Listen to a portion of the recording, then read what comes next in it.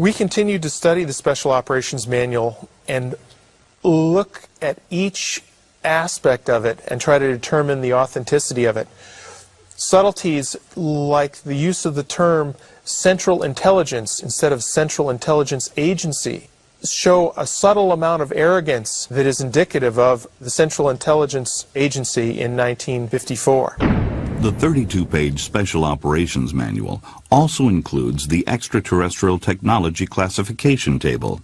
It details procedures for retrieval of crashed saucers, how to handle organic matter, and where to ship the bodies. The Blue Lab at Wright Field in Ohio was the secret destination for some of this material.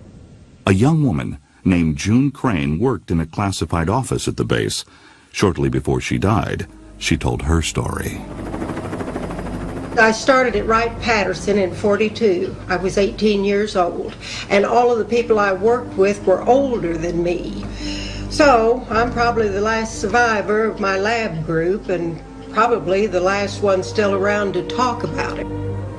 I had a Q clearance. I worked with scientists and with engineers. I knew a man named Clarence Smith. He was a master sergeant. He came in one day before we started to work, very upset.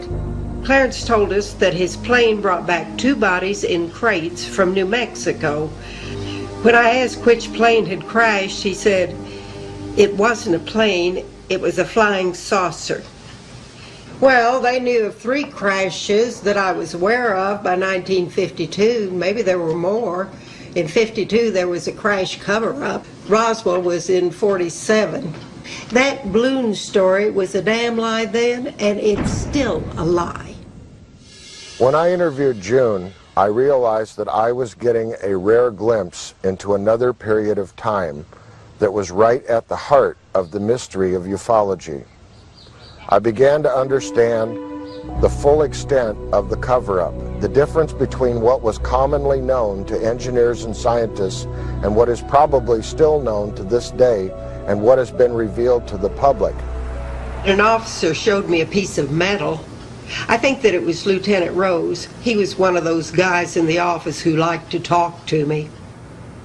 Lieutenant Rose asked me to break it up, tear it apart if I could. He handed me the scissors. I couldn't dent it or cut it. I asked him what it was and where it came from. He said that it was a piece of a spaceship. According to the Special Operations Manual, the physical evidence from the crash was to be collected and transported to an undisclosed location for study. That location appears to have been the mysterious Area 51. I'm satisfied and very pleased that there is good reason to say that Area 51 was created in the early 50s.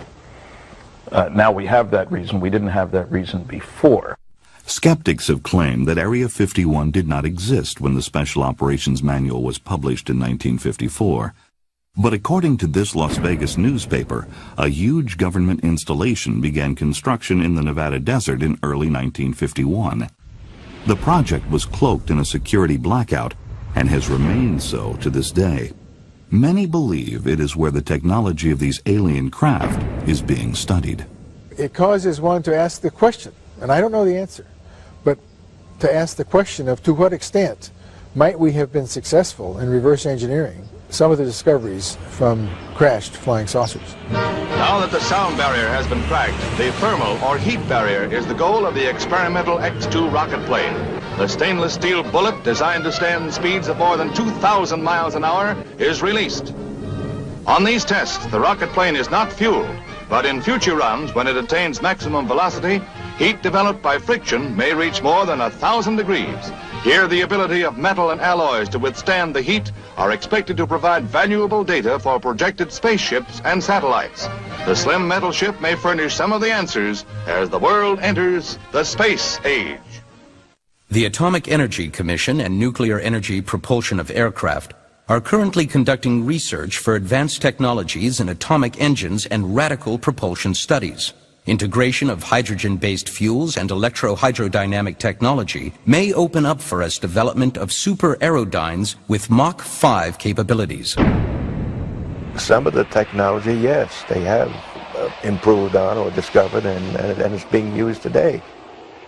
Yeah, I think everything that we were involved in from 1942 clear up to 1947 was justified.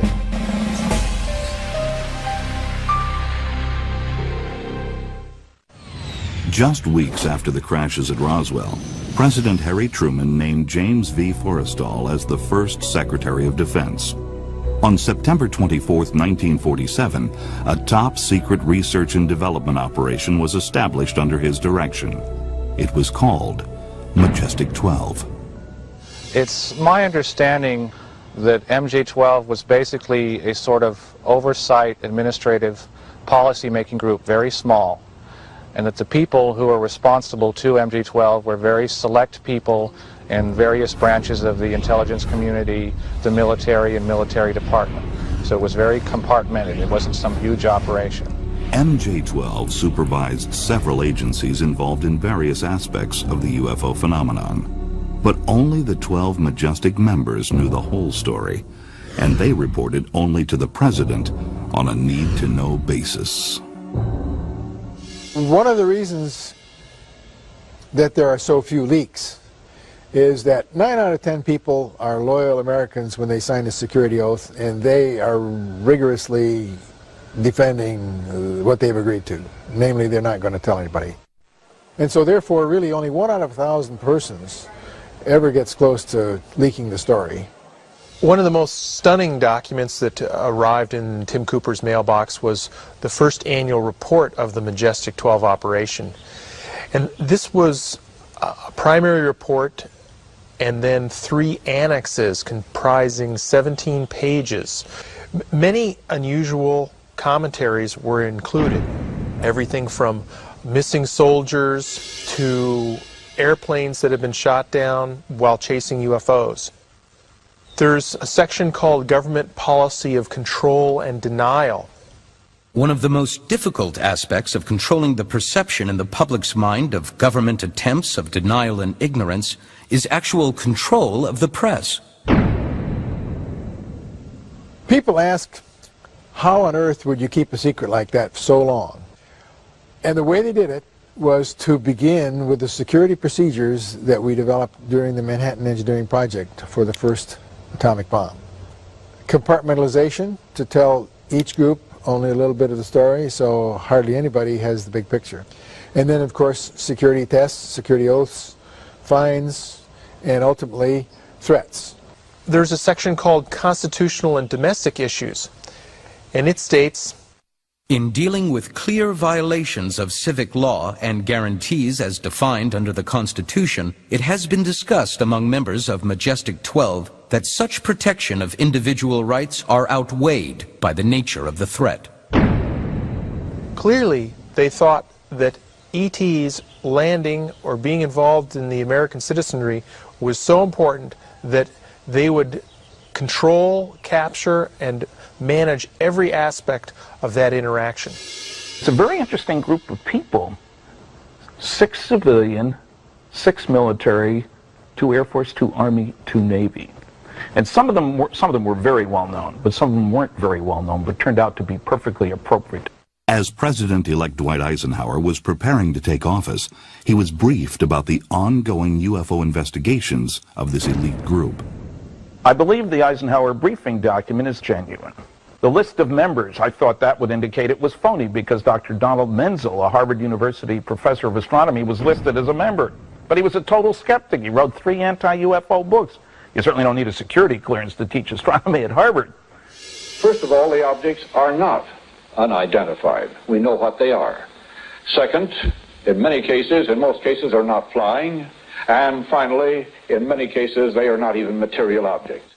I discovered, to my total amazement, that he led a double life, that he worked with the National Security Agency, worked with the CIA, had a top-secret ultra clearance, did classified work for 30 companies. None of this was known.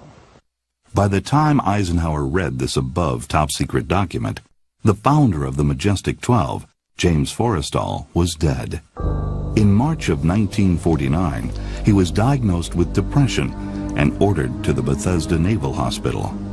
He was isolated and feared for his life. On May 22nd, his body was found below his hospital window. His death was ruled a suicide, but this CIA memo tells a different story. The untimely death of Secretary Forrestal was deemed necessary and regrettable. If it should ever be possible to prove that the documents are true, then obviously they indicate a very, very different history than we thought. They indicate layers of government we don't know exist. They indicate procedures of government that seem anti-constitutional. They paint a picture of a world that is wildly different than the average person expects. And of course also a world in which there are aliens flying around and being captured and studied by government forces. It's a very odd picture indeed. I'm convinced, based upon the evidence that's building up, that something very strange has happened, that the number of sightings of all types are just out of all proportion to something that, if it's not real, there's something very, very strange going on. So it is the preponderance of evidence. It is the old-timers coming forward. It is the documents that Bob and Ryan Wood are putting together that, with powerful forensic research, make a very, very powerful case. It's hard to ignore. We have selected the techniques that question document examiners use, and we've hired some question document examiners, and those techniques are very powerful because they permit a judge in a courtroom to tell the difference between a genuine document and a fake document. The degrees of authenticity can be determined by comparison of the specialized stamps, file numbers, date formats, line spacing, and paragraphing with known authentic archival documents. File markings are often particularly telling. Some of the documents have misspelled words. Does this mean they're frauds? We don't think so. These originals are probably rough drafts, which would have typos and temporary spellings until the final draft was complete. One of the things that question document examiners do to authenticate documents is to look at the type. And so when you study the typography and become familiar with how the hot lead printing presses of that era worked, you find that once every so often there was a letter Z that was raised because it was not commonly used. We found a document from that era that shows a raised Z, and we have in our own document about every third Z is raised. This is just exactly the kind of thing that telegraphs authenticity. If you're talking about leaked documents, the provenance of leaked documents, we need to know where they've come from. We need to see the originals, and one has to admit that in 99% of cases we do not see the originals. We have several documents that are original pages. These permit testing that cannot be done with copies. For example, we can date a document by analyzing its ink. A small sample is punched out, leaving a pinhole in the paper. The ink is then dissolved, and by using liquid chromatography, the colors are compared with a standard library of inks. The imprint made by the individual typewriter keys can be used to compare with a library of typewriter fonts. The watermark on the paper can often be found and dated. Sometimes we can even see through the blacked out areas and decipher the hidden words.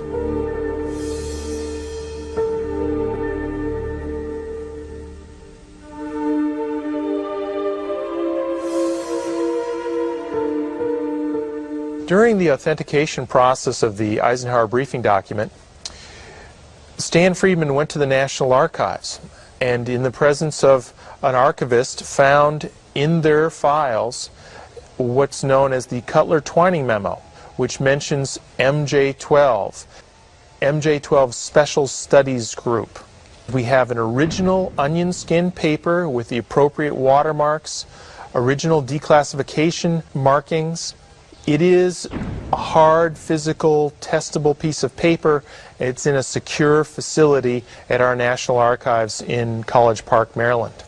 This declassified document seems to provide proof that MJ12 was a reality, even though the government has never acknowledged its existence.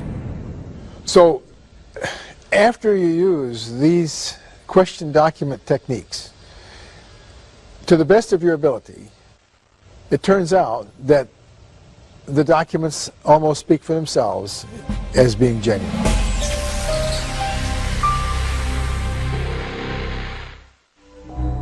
If the majestic documents are real, they provide new insight into perhaps the most closely guarded secret in the history of the world. A secret that has been fiercely protected for a very long time. I think that government secrecy, classifying this information at what amounts to an above top secret level, was absolutely warranted in 1947, and maybe earlier, because I think all this business got started perhaps during the Second World War. It is the recommendation of the President's Special Panel, with concurrence from Majestic 12, that a policy of strict denial of the events surfacing from Roswell, New Mexico, and any other incident of such caliber, be enforced. An interactive program of controlled releases to the media, in such fashion to discredit any civilian investigation, be instituted in accordance with the provisions of the 1947 National Security Act. Certainly in 1947, the government could not afford to tell the world. They could not afford to say, look, there are these alien spacecraft penetrating our airspace. We don't know where they're from, what they want, or how they operate, but we thought you'd like to know. That would have been totally irresponsible. There's no question it was justified at the time until they had answers.